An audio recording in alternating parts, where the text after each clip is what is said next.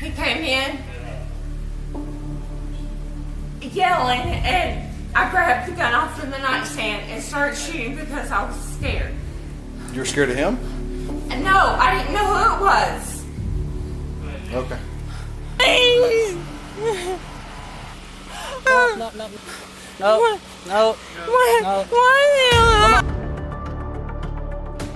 In June 2021, a quiet neighborhood in Coweta County, Georgia, became the scene of a fatal domestic shooting. Cheryl Coe, 51, called 911, frantically claiming that her husband, 48-year-old Luther Coe III, had been shot. Initially, she reported that the gun went off by itself, or that she had fired at an unknown intruder in self-defense. When deputies arrived, they found Luther in Cheryl's arms, suffering from a fatal gunshot wound. He was pronounced dead at the scene. As the investigation unfolded, Cheryl's story began to crumble. She initially claimed she was startled from a deep sleep by a shouting stranger and fired 2 warning shots in the dark. However, detectives noted significant inconsistencies. The house was well lit, and the timeline showed she had only been in bed for about 11 minutes before calling 911. During intense interrogation, Cheryl admitted that the couple had been arguing over their alternative lifestyle and open marriage. She expressed frustration that Luther spoke openly about their private affairs to strangers. Forensics later proved that Luther died from a contact bullet wound, meaning the muzzle of the gun was pressed directly against his skin when fired, a detail that completely contradicted her claim of shooting at a distant silhouette. In August 2025, a jury found Cheryl Coe guilty of malice murder, felony murder, and aggravated assault. She was sentenced to life in prison without the possibility of parole. In the world of criminal investigation, there is a saying, "Witnesses may lie, but the evidence never does." The case of Cheryl Coe is a chilling testament to this rule. On the surface, her 911 call was a masterpiece of performative grief, a frantic wife, a dark house, and a tragic mistake. But as we peel back the layers of that night in Coweta County, we find a cold, calculated reality that a jury could not ignore. Cheryl's primary defense rested on the intruder narrative. She claimed she was startled by a shouting figure and fired into the darkness to protect herself. However, investigators immediately identified a tactical paradox. The Coe residence was not a pitch-black labyrinth. It was a well-lit home. Furthermore, Cheryl had lived with Luther for years. Human psychology suggests that, even in a state of panic, we recognize the gait, the voice, and the silhouette of a long-term partner. To fire indiscriminately at a person in your own bedroom without identifying the target suggests a high level of malice aforethought, rather than a reasonable fear for one's life. Detectives often use time as a weapon to break a suspect's resolve. Cheryl claimed she had arrived home, settled in, taken medication, and fallen into a deep sleep. This narrative was designed to explain her supposed confusion and foggy memory. But the digital footprint told a different story. The timeline between her entering the bedroom and the 911 call was a mere 11 minutes. Biologically, it is nearly impossible to reach a state of REM sleep, the kind required to produce such profound disorientation, in that window.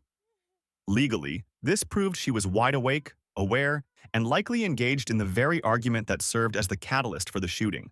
The most devastating blow to Cheryl Coe's story came from the medical examiner's table. Cheryl described firing warning shots at a silhouette from across the room. However, the ballistics and forensic pathology revealed a contact wound. This occurs when the muzzle of the firearm is pressed firmly against the victim's skin. This single piece of evidence destroyed her defense. A contact wound is not an accident, it is an execution. It indicates a zero-distance confrontation. In the eyes of the law, pressing a gun against a spouse's chest and pulling the trigger is the ultimate definition of malice murder. It strips away the startled homeowner persona and replaces it with a calculated aggressor who waited for the perfect moment to strike. Behind the manicured lawn of the Coe home lay a complex web of social resentment. The couple's involvement in an open marriage and alternative lifestyles provided the emotional fuel for the crime. During her interrogation, Cheryl's facade slipped, revealing a woman who felt socially humiliated by her husband's lack of discretion. She wasn't just shooting a man, she was shooting the source of her embarrassment. This psychological motive turned a simple domestic dispute into a felony murder scenario. where the gun was used as a tool to permanently silence a partner who no longer adhered to her rules of privacy. Ultimately, Cheryl Coe's undoing was her reliance on a script that the physical evidence refused to follow. Her sentencing to life without parole reflects the gravity of her deception.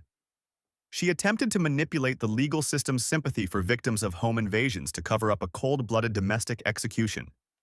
As she begins her life behind bars, this case serves as a somber reminder to investigators everywhere. Always look past the tears, because the loudest truth is often found in the silent stippling of a contact wound. Give me a chest seal. He's having a hard time breathing already. How many years? It didn't go through and through. It just went in. Huh? 9 millimeters. Over there. I ain't worried about it. I just want to know what size hole. Yep. You don't know, okay? All right, ma'am. This way, ma'am.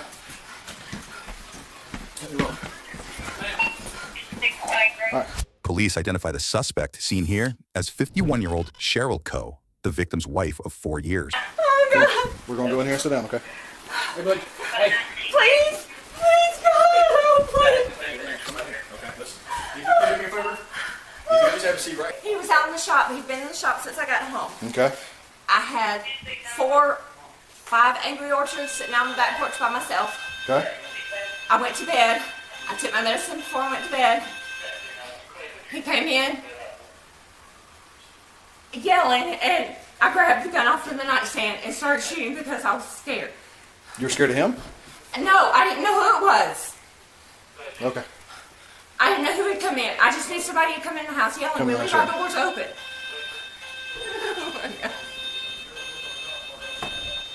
Oh my God.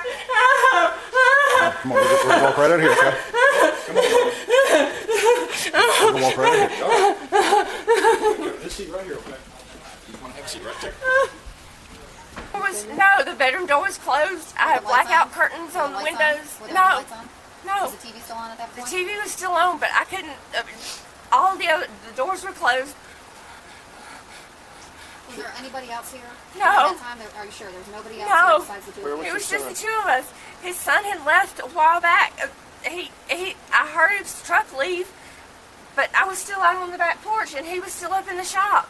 Cheryl reiterating The partner of 6, especially if they're speaking, yelling, angry. And earlier you said you fired these 2 shots at this figure, hoping that he would hear you, and come help you in the home. You've also described, yes, but you said that you fired these shots so that he could hear you out in the shop where he was playing music so loud. And you just described going into the bedroom to a place where you didn't hear the music anymore. And so I'm having trouble making sense of how both you say you couldn't recognize even the silhouette of your husband through the door when all this light is shining through, and who is speaking to you, yelling at you, and then you would fire 2 shots in a room where you say you couldn't hear the music from the shop. Why would he be able to hear gunshots from inside that room? So help me understand that. You shot me, and then you realized that it was your husband.